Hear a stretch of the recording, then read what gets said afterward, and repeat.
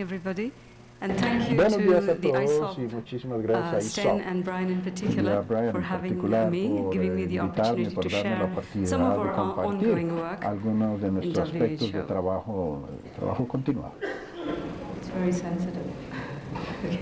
So this is the Bien, esta outline, es la very briefly. agenda, digamos, de mi presentación. Smart safety Tres surveillance puntos. has been a bit of a buzzword. La Many vigilancia of you have heard of inteligente it ha sido una and palabra have moda, been digamos. De working with us pronto on it, ustedes han estado and I thought this trabajando would con be an nosotros opportunity y to creo que share esta es a la bit oportunidad more para compartir un on poquito más what brought this de on, qué es what esto, we've de done cuál with es la it, and práctica where que we would hemos be hecho going with it. y cuál es el futuro. This, you know, it's a well-known slide, but I think it's important to show it on every talk that I give, because it underscores the reason why we are here. And the start of the program was pretty much driven by children being born with these deformities to mothers who took thalidomide. You know all that. And it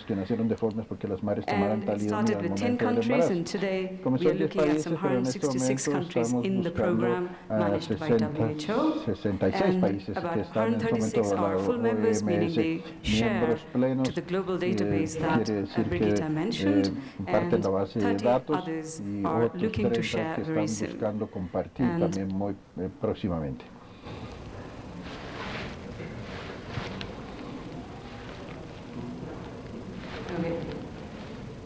Okay, see, all right. Let me see if I can.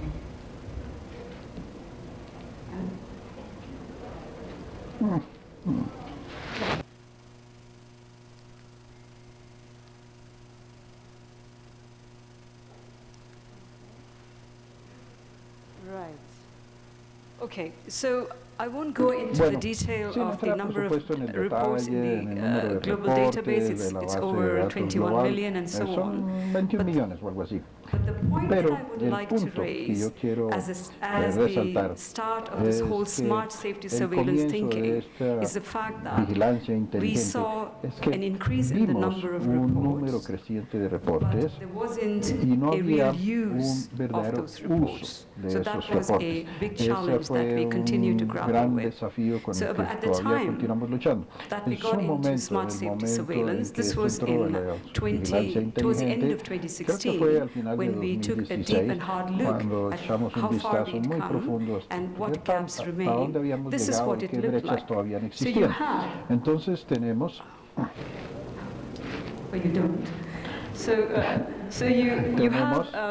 So here you have the reports going up, but the thin red sliver is all that you had from low and middle income countries. And if you look at the number of adverse events following immunization reports coming into the database, there were 10,000. This being the indicator that they use, you see that there was hardly anything from some of these settings, from some of the regions of the world. Even when you did have reports, there was very little local capacity to analyze that. And even when you did analyze those reports, you weren't taking any action as a result of the analysis.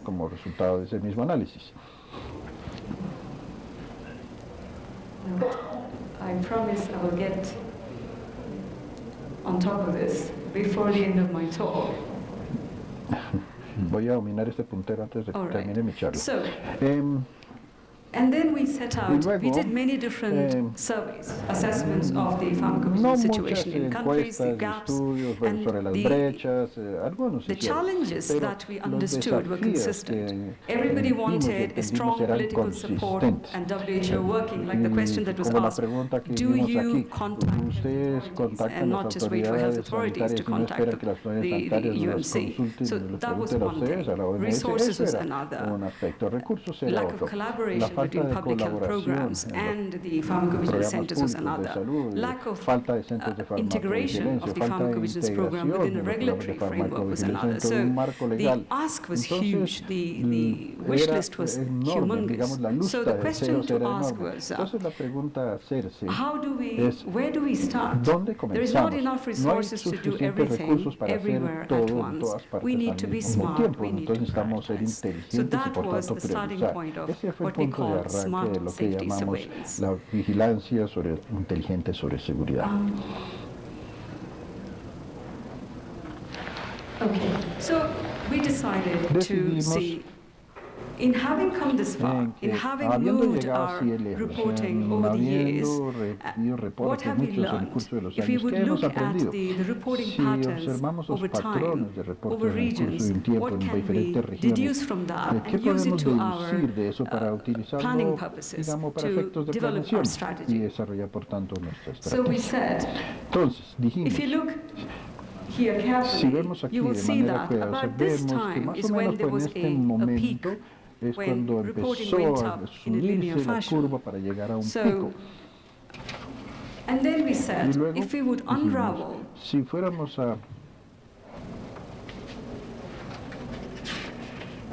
it'll save us time, I'm sure. So when we started unraveling the growth, we looked at what could be the reasons for the consistent observation that we had across all regions, whether you're talking about the South Americas, or the Americas, or the European regions, or the Asian region. Consistently, about the time of 2008, something happened that you suddenly had a burst of reports going up.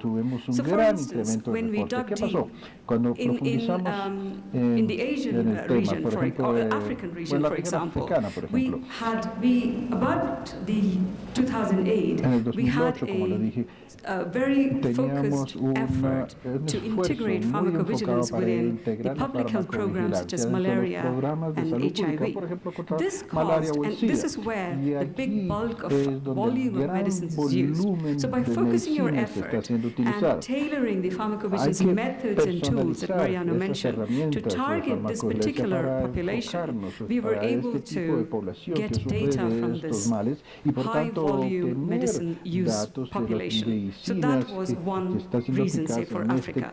And then if you, say, went into Europe, for example, we understood that about this time, between, say, 2008 and 2012, there was a lot of involvement and interest in engaging with patients. And you also had a new legislation come in. So this sort of catalyzed the growth. And then we also understood that when you complement spontaneous reporting with, say, active surveillance in some settings, such as HIV, you were able to get more data, qualitatively and quantitatively better data in a short period of time. So we had their interest. Suddenly, people who were dismissing pharmacovigilance because it was too passive, too subjective, took interest and got into the pharmacovigilance mainstream through the active surveillance options. So these were some of the lessons learned by looking at what did we do right between 2008,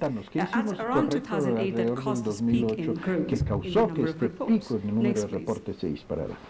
So we learned that if we focus on programs where large volumes of medicines are used, particularly medicines that are brought into countries and continents with the support of global health initiatives such as the Global Fund, if we complement spontaneous reporting with active surveillance, if we use appropriate technology, and we cannot say enough about VigiFlow. For me, I'm very passionate about this because I do believe that finally we were able to give a cost-effective data management system that had built into it error checks and was compliant with international standards. So suddenly you had a cost-effective data management system for countries that UMC was able to afford and provide. As a result, countries did not need to put their limited resources into developing their own database, their own systems. They had a ready-made system that they could use both to manage their own data as well as to share data with the international community. So this was a huge game changer in my view. So technologies such as those were very important. E-reporting, also introduced by UMC, was an important development. In more recent times, we've also, working with partners such as MHRA and UMC, we've also been able to introduce smartphone-based reporting. And these have also contributed to the observations of better reporting, more reporting. And if we have the relevant legal framework, legislation that requires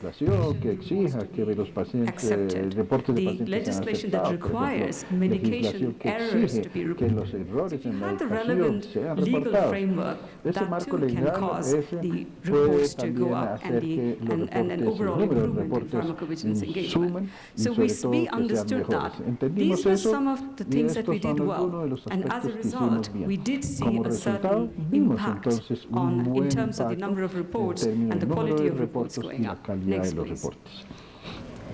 About the time when we were taking this hard and deep look at what we did well and what we didn't do so well, there was a working group that was commissioned by the Bill and Melinda Gates Foundation. This was called the Safety Surveillance Working Group, the SSWG. So they looked at So this is their the map of their findings. But it's a heat map. So the darker the color, the more at risk is that country in terms of a product, a little known product reaching that market, in terms of how much the volume in which that product would be used, in terms of how soon that product would be introduced, and in terms of how well that product can be managed in that system, that is, what is the strength of their pharmacovigilance system. So it is, if you take together all these factors, you put it there, you had your heat map. So products in the pipeline, and where they will be introduced and how soon and how many people will use it would pretty much determine where the risks are. And this became their call for action. They said that at the very least, we have to be looking at those red-hot regions where these products are going to be brought very quickly, with the important detail that, unlike previously, unlike other products that had been in the market, in the US, in Europe, in Australia, and so on, unlike those products, these new products are likely to be targeted exclusively to those low and middle income settings with very fragile or very vulnerable pharmacovigilance systems. So we use this. We use this finding by this SSWG. Next, please. So we propose this smart safety surveillance. So what is that? Next, please. Smart safety surveillance. If you look at the product pipeline, well, in the R&D development and in the product introduction pipeline, what will be launched? If you look at that and got your intelligence from that, where will it be launched, when will it be launched, and how prepared are the countries to receive and manage it? That will give us an idea of where we must focus our efforts. And based on what we understand, we would develop protocols and operational guidelines that will target those products, target those countries, target those gaps, and would be tailored to those observations, and that becomes the basis of the smart safety surveillance. So my favorite question that I often ask to countries is, if you had $1, is all you had, and this is the only amount of money you're going to get in your domestic health budget, how would you use it? So smart safety surveillance is built on that concept, on that question. Next, so, and what would be the core approach? It's risk-based prioritization. I've already mentioned what those risks would be.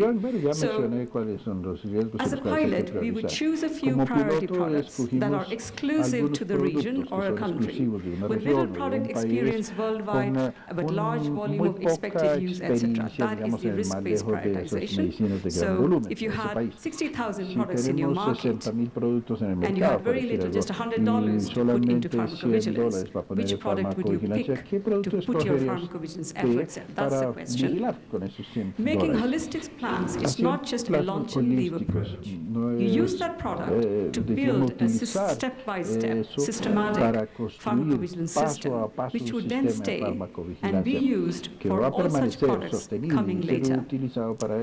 And choosing appropriate tools and methods. Do we need, if it's a new product coming coming quickly, and in an exclusive population, can we set up registries? Do we need active or solicited reporting instead of relying on spontaneous reporting? So, should we rely on e-reporting? Should we provide apps into the limited community that will be using this medicine so that we can learn about the events quickly? But above all, leveraging available resources. We were very keen to get this message out that we are not looking to set up another database. We are not looking to set up another national system, but build on what is there. For example, Vigibase and Vigiflow. Next, please. Reliance. This was already mentioned in terms of work sharing. So risk management plus, for example, we were in Australia understanding how TGA work and what they do in developing their risk management plans. And this is a very good model, in my opinion, which is absolutely spot on the smart safety surveillance approach, because they have so many things to do, and they know that the products that they are bringing into their market are, say, approved in EU or elsewhere. Then they take the risk management plans from these settings and simply add an annex, so that if you need anything additional, say, the implementation of the risk management plans, which might be specific to the Australian context, you just have an annex added to the risk management plan, so that you don't do the whole 9 yards, you just do the necessary additional aspects. So this is an example we are bringing to low and middle income countries, saying Australia is doing that. So there must be, if they would be considered slightly better resourced than many of the low and middle income settings that we work in. So can we take a page from their experience and adopt it for our own settings? Work sharing. So while we may rely on some of the decisions made by others and accept their decisions, but sometimes we also come together as a group to do things together, so that we make decisions for our regions, for our settings, for our context. So, for instance, if we are talking about, say, a malaria product, and particularly, say, a malaria which is endemic in only some parts of the world, or let's say even easier is sleeping sickness. How many countries are there? I know Uganda has, I know DRC has, but DRC and Uganda could come together and do joint assessments of the dossiers, of their data, of their risk management plans, so that is joining forces, working together. And but at the same time, this is not all about giving up or giving away. It's about delegating while retaining some core functions which are critical for our local people. That, for example, point of care can never be delegated. What is happening to our patients in our setting, we alone can remain responsible. And at the same time, we cannot communicate the risks. We have learned of a signal, we have learned of an alert, but we need to make that, adapt that to the local setting and communicate it in a way that we know our population in our setting would understand. So these are some of the aspects that have to be put into local context and cannot be just delegated. Next, please. So in the pilot, when we went with the principles of the 3S, we said that as a pilot, we will select 2 medicines and 1 vaccine, in being one medicine being newish, one medicine yet to be introduced, and 1 vaccine where we wanted to show that if you had the right kind of approach, you can actually bring about a bridge between the vaccines and the medicines world, between the immunization programs and the regulators network. So we wanted to show that. So we chose these 3 products, the Rotavac vaccine, then bedaquiline, it chose that bedaquiline particularly because for us to be able to test the entire end-to-end aspects of the systems that we were beginning, we needed some data to test those principles on. And bedaquiline had been in the market for some time, so we knew there would be data and we could use that. Tafenoquine, on the other hand, for PY-vax malaria elimination is yet to be introduced. So here is a brand new product, exclusive for some countries, so we can build a system and test it for that ahead of the product introduction using a proxy product such as ipramoquine. So that was the thinking behind it. And we chose 6 countries in the pilot, India being the only country that used Rotovac, Armenia, Ethiopia, and Peru for bedaquiline because they were using it, Brazil, Ethiopia, Thailand in having PY-vax in their population. They are endemic to PY-vax. So these were the 3 countries and likely to introduce tafenoquine. And we worked with them on the end-to-end. That is, what kind of legal framework would be needed, what kind of infrastructure, training and capacity building, tools, methods, the whole 9 yards, all of it. So we worked systematically, not just about training, not just about collecting data, not just about ad hoc analysis workshops, but we said from A to Z what all the steps that we would need to do to have this product in our market and to manage this product and to keep our patients safe. Next, please. So what do we do going forward beyond this pilot? The pilot is coming to an end sometime this year. And so what happens beyond? So we want to, I wanted to start with this. So these are the Sustainable Development Goals, the UN goals. There are 17 of them, and one of them that pertains to access to safe, effective, quality, and affordable essential medicines and vaccines for all requires a strong regulatory system. If you want to provide safe, effective, quality, and affordable medicines, you need to have a strong, functional regulatory system. So that was my starting point. Looking at 3S beyond the pilot. What do we do? We need to see how do we link with the bigger picture. Only then can we sustain it, otherwise it remains a project. So sustaining 3S would require integrating the 3S principles in the broader story. So we said, let's look at the SDG. So, in order to help the Sustainable Development Goal 3, you have a World Health Assembly Resolution 67.2. You will hear about it more in the National Centers meeting, and where we have a stepwise approach for supporting and strengthening regulatory systems in countries. Evaluate the national regulatory systems by applying relevant evaluation tools, generate and analyze evidence of regulatory system performance, facilitate the formulation and implementation of institutional development plans, and provide technical support to national regulatory authorities. So these are the pillars that will help build a regulatory system, ultimately to provide safe, affordable, effective, and quality medicines to patients. Next, please. So, in going about the regulatory system building, it's a 5-step process. You develop the regulatory tool. WHO has a regulatory tool.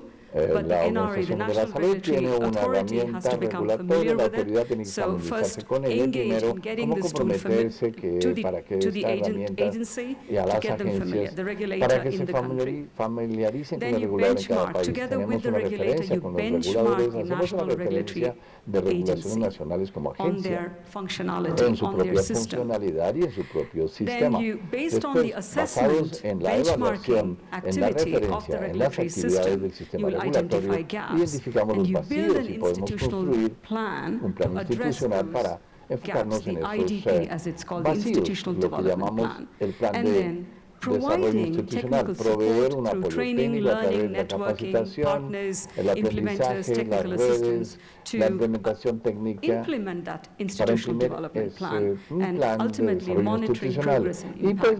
So if you did these 5 steps and you reached a certain maturity level, as we call, then you would have met the minimum capacity for a regulator, or going further, you may become eligible for producing pre-qualified vaccines that then other global health initiatives, immunization programs, UNICEF can procure from, for example, and even further become what is called a WHO-listed authority, which means that you become one of those lead agencies that can then support and assist other agencies in their, say, pharmacovigilance effort or in their GMP effort, etc. Next, please. So just keep hitting till we get all of it. So a word about the global benchmarking una palabra sobre tool. So this referencias is como the herramienta. structure of the Esto es global una benchmarking estructura tool, de la where referencia mundial. as a team, Como herramienta, WHO como would work equipo, with the regulator OMS to trabaja assess con el the regulador para entire evaluar regulatory system, todo el sistema starting from the regulatorio, preclinical empezando por activities las to actividades their preclínicas post-marketing al capacity postmercadeo y su in the capacidad system. So en el you sistema. assess in all Evaluamos of that. entonces And todo you eso see y vemos in the entonces orange que en la lines, parte you de see las líneas vigilance naranjas vemos la is the vigilancia 5th mentioned como there, vigilance. So el we punto have, quinto as de was la mentioned vigilancia. Tenemos, previously, como lo dijimos vigilance has antes, already been vigilancia ya ha sido integrated into the integrada global benchmarking tool. a la referencia So como when herramienta mundial. the Y cuando assessment of an la NRA or a evaluación national de regulatory una authority takes autoridad place, regular we also assess them nacional for se their lleva a cabo, vigilance function. también hay asistencia Next, please. de esta, And de based esa on the regional. Y assessment, basado en when esta we evaluación, cuando form the nosotros institutional formamos development el plan, desarrollo, el we are plan de saying desarrollo that as part institucional, of that institutional como development parte de este plan, we desarrollo, will have a tendríamos pharmacovigilance development plan. un plan de And desarrollo the 3S principles will be farmacovigilante y los 3 embedded principios into están that incluidos en pharmacovigilance ese development plan. desarrollo, That's our ese plan de desarrollo de la way of farmacovigilancia. bringing Es la from the forma de pilot traer to desde el punto de permanence. vista That's del what we are piloto saying. o So, punto de vista piloto, más bien lo que estamos to hablando. To walk the talk, Para trabajar, what this would mean ¿qué is that sería entonces para trabajarlo? ¿Cómo if you have a sería? development plan, Y si a tenemos un plan de pharmacovigilance desarrollo development plan, de you can farmacovigilancia, uno choose to puede say escoger that y I will decir que build yo my voy a construir pharmacovigilance mi system sistema de around a couple of farmacovigilancia priority alrededor de un products par de in my productos country, so that prioritarios that en mi system país. Ese will be sistema there entonces for sería, any such pues estaría product allí and para all other tales productos products y of otros importance, productos of de priority importancia in my o de setting. prioridad That is en mi the propio bottom line. establecimiento. So Esa es la when parte developing the base. pharmacovigilance plan, Cuando tenemos el plan de prioritize desarrollo de farmacovigilancia hay que darle and prioridad integrate the e 3S integrar principles within los 3 that principios dentro de development ese plan. desarrollo, plan de desarrollo. Next, please. Siguiente. So, and one strategic shift that we would also like to bring to the way we are working is the strategic shift that is part of the general program of work by our Director General. So, if you draw a line, trazamos una línea and on the levels of systems, regulatory systems, with, let's say, the more mature or resource systems to the left, and the more fragile systems to the right, then clearly we have to have somewhat different approach on how and what we do in these settings. So we are saying that we can leverage the more mature systems to work in what is known as the coalition of interested partners. We can leverage that, engage in a policy dialogue, and then bring that expertise and resources to support key areas within the fragile system. So policy dialogue, technical assistance, resource mobilization with the better endowed settings to the advantage, to the benefit of the less resource settings. It can be in the form of training, it can be in the form of fellowships, it can be in the form of sentinel site studies that the more advanced systems can do for specific molecules that will be introduced in the fragile system with the support, with the collaboration of the fragile systems, not just independent. We have done the study, these are the results taken, not like that, but a collaborative approach. Next, please. So these are principles that I just thought would be important to, because you will hear this more and more as we advance, saying that reliance and recognition. So how do we make the difference between reliance and recognition? So according to the WHO Good Reliance Practice Guideline, we say that reliance is taking into account and giving significant weight of a decision made by another authority. That's reliance. But while retaining responsibility and accountability for decisions taken in our jurisdictions. So you may look at what has been done elsewhere as a starting point. Como un punto de estudio, and what you do with pero it, lo que how hacemos you con use eso, it, pues como how lo you break it down utilizamos, cómo lo podemos and dividir, integrate it into your work, for your people, will be your local decision. So that is reliance. But recognition, on the other hand, is just an acceptance of a decision made elsewhere. For me, again, this brings back, the RMP plus the annex module. There it is a principle of reliance. You rely on the risk management plans developed in one setting, but then you add an annex and you say, what more is needed for my setting for those risk management plans to really kick off, to really be feasible in my setting. Next, please. En mi propio ambiente. I'm going to skip this in the interest of time. Next, please. So, one thing that we are saying is that this, for me, is the most important an incremental strategy that we are trying to bring into low and middle income countries. If there would be just one slide that I would want to present to countries on how we pace ourselves and what we do in pharmacovigilance, I would project this slide. See, to your, on the y-axis, you have the resource settings. So we have put it into 3 settings, low resource to the high resource regulatory authorities. And on the x-axis, the short, medium, and long-term goals in pharmacovigilance. The short being less than what can be done less than 2 years, medium less than 5 years, and long-term what will take more than 5 years to achieve. And we are saying that if you're a low-resource NRA, and you have minimum resources to spend all around in the healthcare setting, then at a minimum you should have the core building blocks of pharmacovigilance in your setup. And that would, and you can rely for a lot of your other activities on other agencies where you can adopt it. But over time, you will gradually build your infrastructure, including your legal framework and additional methodologies that complement spontaneous reporting, etc. But as a minimum, you would have a framework, you would have methods, spontaneous system, you would have a database, you would have reporting options like e-reporting, forms, apps, and so on. But if you're a medium resource NRA, you've already got a pharmacovigilance up and running.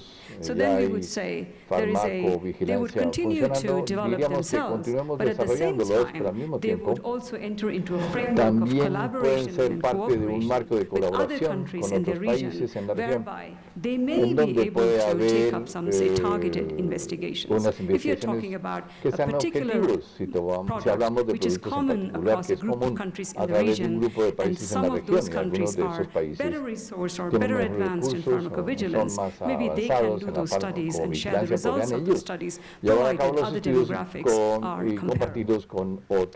And then in the high resource, we are saying that, what about in addition to everything else, they could be hosting multi-country platforms where groups of countries would have come together periodically to do joint assessments of the nature that Brigitte mentioned, to do a signal investigation, put your data together, have a routine setup where you come together, bring your cases, work together, and come up with signals of mutual importance. So these were, in a snapshot, the principles that we have been trying to build around the smart safety surveillance strategy. So, I think this is my last slide. So I thank you for your, next please.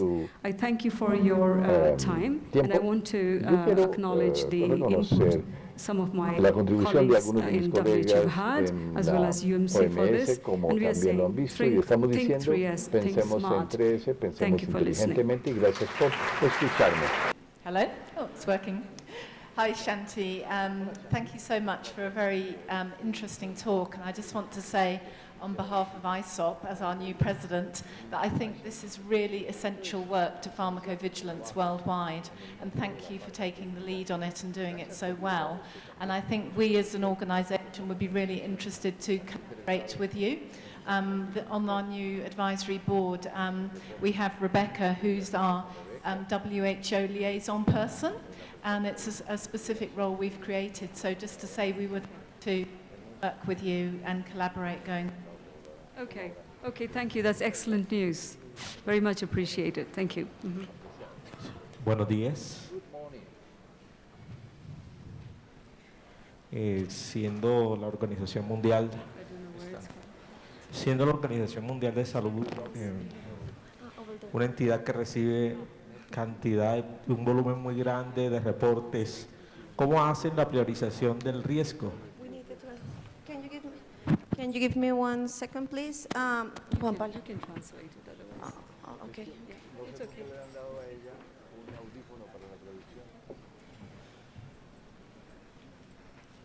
Again. Buenos días, mi nombre es Luis Aguilar. Siendo la Organización Mundial de la Salud una institución que recibe un volumen muy grande de reportes, ¿cómo realizan priorización del riesgo? ¿Toman solamente unos medicamentos trazadores o tienen herramientas para clasificarlo y allí tomar la acción del riesgo? Gracias.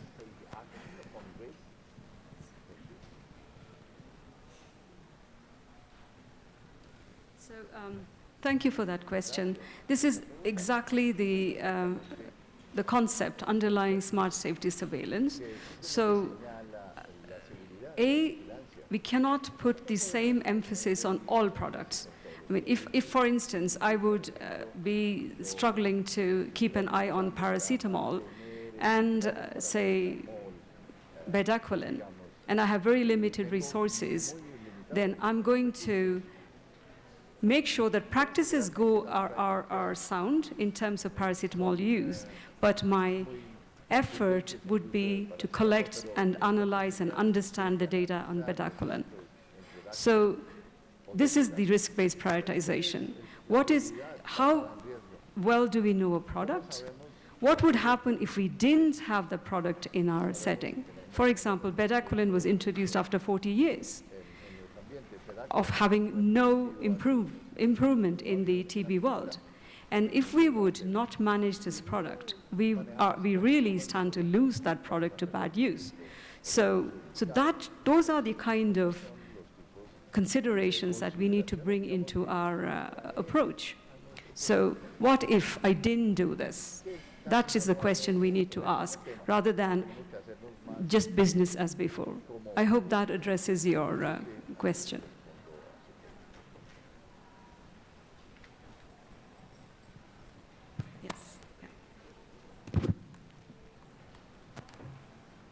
Buenos días. Soy farmacéutico peruano. En su excelente exposición pude ver en el mapa que mi país aparece en color rojo como zona de riesgo respecto a seguridad de medicamentos. Mi pregunta es si ustedes como organización hacen también sugerencias a las entidades reguladoras, en este caso en Perú es DICMIT, para poder mejorar algunos aspectos que nos pueden llevar a sacarnos de esa zona tan peligrosa, ¿no? Muchas gracias. Yes, so thank you for that question. And again, this is also the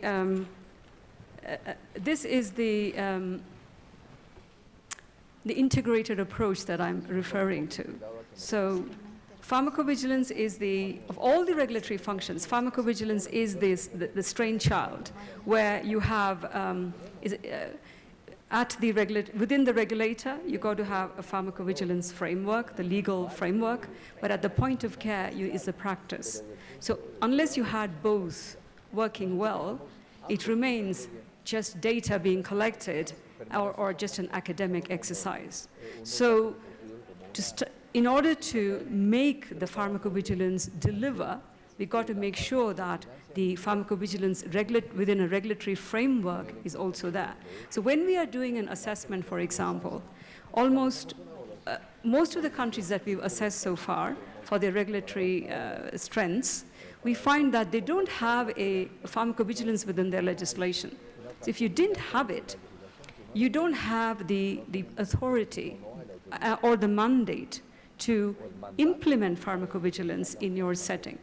So you can say industry is supposed to report, but you will not have the authority to enforce it. And likewise, if you didn't have, say, an expert advisory committee, say a risk assessment committee, which is at a certain distance from the regulator, but is able to look at the data and provide an objective advice to the regulator, again, it would fail. So it's not just about practice, collecting data, it's having all those building blocks in place together. If we didn't have it, then we are not completing the cycle, and it will not lead to anything.